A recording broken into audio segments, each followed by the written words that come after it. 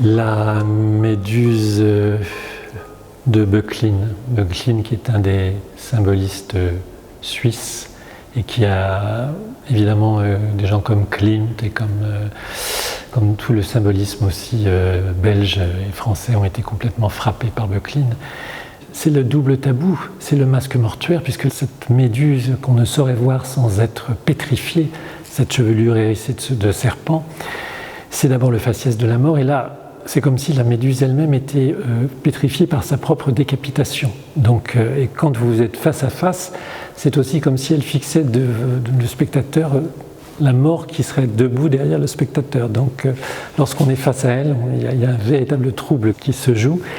Et là, je pense que c'est à la fois le double secret, parce que c'est le tabou du visage qui se décompose, mais la méduse qui était sur le bouclier d'Athéna et que les Grecs fixaient aussi au fronton des temples, c'est le secret de la sexualité. Et peut-être que là, la méduse, c'est vraiment le tabou de l'origine du monde, c'est le tabou du sexe maternel. Je crois que c'est ce double, le fait que quelque chose de notre origine et de la sexualité est intimement lié aussi à la conscience de la mort, puisque la sexualité, c'est bien la séparation avec la mère, et l'être sexué avance à la fois vers la génération et aussi vers sa propre disparition. Donc cette forme plastique qu'on brandissait et qui était sur le bouclier d'Athéna comme quelque chose de répulsif. C'est comme si on voulait mettre à distance la hantise de la décomposition.